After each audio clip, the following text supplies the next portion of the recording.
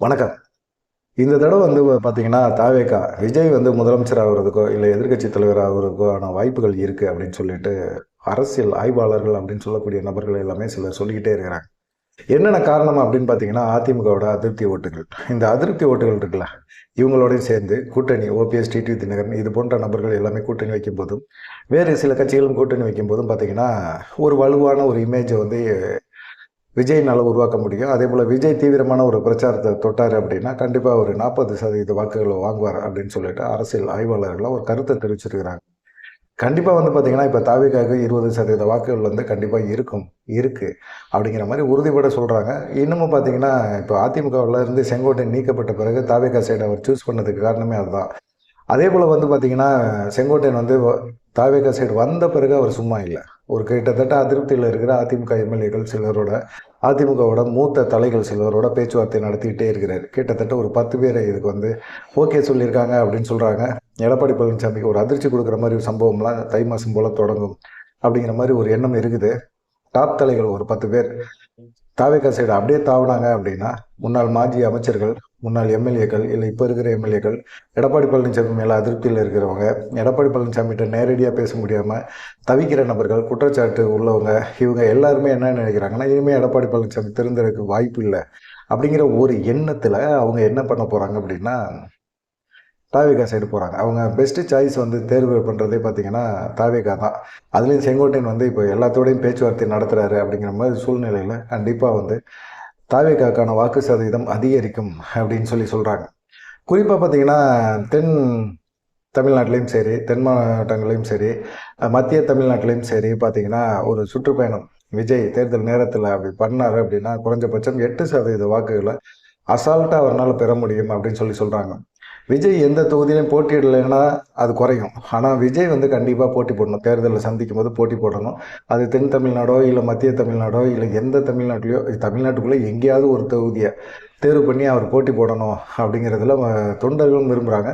அவர் அப்படி போட்டி போடாம அவர் விலகி நின்றாரு அப்படின்னா 2% வாக்குகள் வந்து குறையும். அப்படிங்கிற மாரி சொல்றாங்க. அதேபோல பார்த்தீங்கன்னா, இப்போ அம்மா மக்கள் முன்னேற்ற கழகம் இதோட வந்து டிடி தினகரனோட பேச்சுவார்த்தை முடிச்சுட்டாங்க. ஓபிஎஸோட பேச்சுவார்த்தை முடிச்சுட்டாங்க.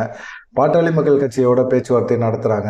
ஒருவேளை இந்த 3 கட்சிகளுமே வந்து ஒரு சைடு தாவேகாவுக்கு கூட்டணி அப்படிங்கிற மாரி ஒரு எண்ணத்துல செயல்பட்டாங்க அப்படின்னா, கண்டிப்பா மிகப்பெரிய அளவுல வந்து அதிமுகவ வீழ்த்த முடியும் அப்படிங்கிற ஒரு எண்ணம் இருக்கு. ஏன்னா, அம்மா மக்கள் முன்னேற்ற கழகம், ஓபிஎஸ் ஏற்கனவே செங்கோட்டையன் வந்துட்டாரு. இன்னமும் அதிருப்தியில இருக்கிற அதிமுகவோட டாப் தலைகள் ஒரு 10 பேரு. அவங்க எல்லாருமே வந்து தாவேகா சைடு வந்தாங்க அப்படின்னா, கண்டிப்பா வந்து இது அதிமுகவாயிடும். தாவேகாங்கிறது அதிமுகவாயிடும். எடப்பாடி பழனிசாமியோட இருக்கிறது வந்து எடப்பாடி அதிமுகவாயிடும். அவ்வளோதான். ஆனா இந்த விஷயங்கள் எல்லாருமே வந்த பிறகு பார்த்தீங்கன்னா, அவங்க வேலைய பார்ப்பாங்க. இன்னைக்கு கூட வெள்ளையங்கோயில்ல பார்த்தீங்கன்னா, தாவேகாவோட அலுவலகம் திறக்கிறதுக்காக செங்கோட்டையன் போனாரு. அங்க நாங்க ஒரு 10 வருஷமா விஜய் மக்கள் இயக்கத்துல இருக்கோம். எங்களுக்கெல்லாம் போஸ்டிங் தராம, புதுசா வந்தவங்களுக்கெல்லாம் போஸ்டிங் குடுத்துருக்காங்கன்னு செங்கோட்டையன்ட்ட முற்றுகையிட்டு இருக்காங்க. செங்கோட்டையன் அலுவலகத்துக்கு வாங்க பேசிக்கலாம்னு சொல்லிட்டு வந்திருக்கிறாரு. அந்த மாரி தாவேகால வந்து இணையறதுக்கும் சரி, தாவேகால வந்து சேர்றதுக்கு நெறைய ஆர்வமா இளைஞர் மத்தியில ஒரு ஆர்வம் இருந்துகிட்டே இருக்கு. இந்த மாரி கட்சிகள் எல்லாமே இப்ப கூட்டணி தொடர்பான பேச்சுவார்த்தைலாம் முடிச்சுட்டு, கூட்டணியெல்லாம் உருவாக்கிட்டு, டக்குன்னு உடனே செயல்பட்டாங்க அப்படின்னா, தாவேகாவுக்கு ஒரு வாய்ப்பு இருக்குது. கண்டிப்பா வந்து அந்த கட்சிகள் இணைந்த பிறகு ஒரு பிரச்சாரம் பண்ணாருன்னு வச்சுக்கங்க. அந்த பிரச்சாரம் வந்து கண்டிப்பா ஒரு சக்சஸ குடுக்கும். 20% வாக்குகள வந்து பெற முடியும் அப்படின்னு சொல்றாங்க. பிரச்சாரத்த ஸ்டார்ட் பண்ண உடனே. அதுக்கு முன்னாடி பார்த்தீங்கன்னா, இப்ப தலித் இளைஞர்கள், பட்டியல் இன இளைஞர்களுக்கு மத்தியில வந்து விஜய்க்கு ஆதரவு அதிகமா இருக்கு. இது வந்து விசிகாவோட ஓட்ட வந்து குறைக்கும் அப்படிங்கிறது தெளிவா திருமாவளவனுக்கே தெரியுது. கடுமையான விமர்சனங்கள விஜய் மேல வைக்கிறாரு. எல்லாமே சினிமா கவர்ச்சியில வந்து மூழ்கி கிடக்குறாங்க அப்படிங்கிற மாரி பகுத்தாய்ஞ்சு பார்த்து மக்கள் வந்து ஓட்டு போடணும் அப்படின்னு சொல்றாரு. இந்த பட்டியலின சமுதாய மக்களுக்காக திருமாவளவன் என்ன பண்ணாரு? அப்படிங்கிற ஒரு கொஸ்டினையுமே ரைஸ் பண்றாங்க. அவங்க சமூகத்தை சேர்ந்தவங்களே. இப்படி வந்து நெறைய இப்ப பட்டியலின சமுதாய மக்கள், அதேபோல சிறுபான்மையின மக்கள், இவங்க எல்லாருமே விஜய ஓரளவுக்கு நம்புறாங்க. திமுகவை நம்புறத தாண்டி, விஜய வந்து ஓரளவுக்கு நம்புறாங்க. இப்ப சிறுபான்மையின ஓட்டு, பட்டியலின சமுதாய ஓட்டுகள் இத வச்சு தான் வந்து திமுக வந்து ஓரளவுக்கு தேறுது. ஒரு பார்டர்ல வெற்றி பெற்று ஆட்சி அமைச்சுக்கிட்டே இருக்கிறாங்க. ஆனா இந்த 2 ஓட்டுகள்லயுமே வந்து விஜய் கை வைக்கிறாரு. அப்படிங்கும்போது கண்டிப்பா விஜய்க்கான ஒரு மாஸ் இருக்கு அப்படிங்கிறது தெரியுது.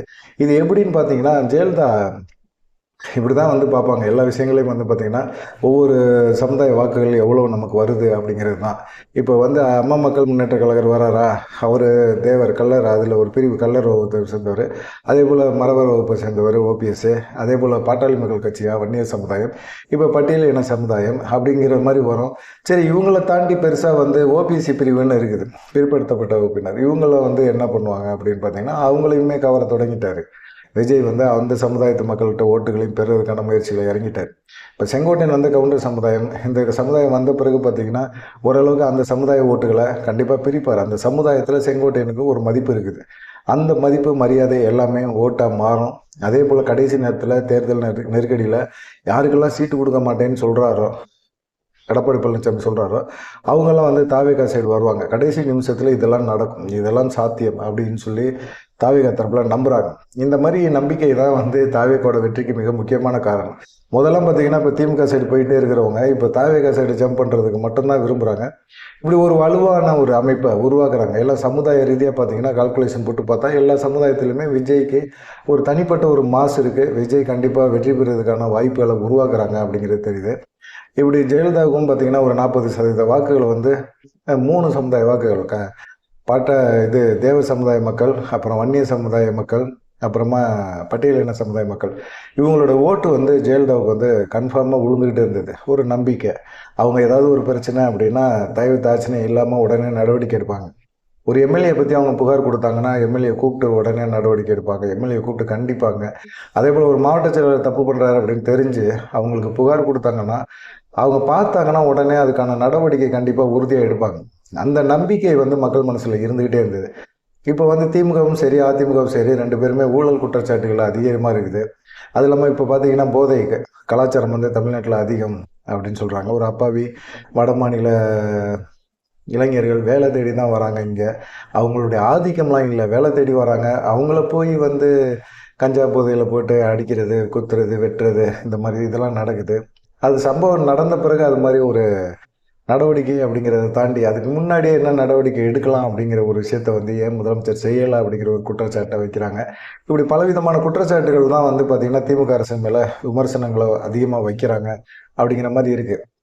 இப்போ ஜனநாயக படம் ரிலீஸுக்கு அப்புறமா டக்குன்னு உடனே விஜய் தீவிரமாக பிரச்சார களத்தில் இறங்கி செயல்பட ஆரம்பிப்பார், பிரச்சாரம் பண்ணுவார். இந்த பிரச்சாரம் இப்படி ஒரு கூட்டணியை அமைச்சிட்டு, வலுவான கூட்டணியை அமைச்சிட்டு பிரச்சாரத்தில் இறங்கி பேசினார் அப்படின்னா கண்டிப்பாக அது வாக்குகளாக மாறும் அப்படிங்கிற ஒரு நம்பிக்கை இருக்குது. கிட்டத்தட்ட ஒரு 40% வாக்குகளை ரொம்ப எளிதாக ரொம்ப சுலபமாக தொட முடியும் அப்படின்னு சொல்கிறாங்க.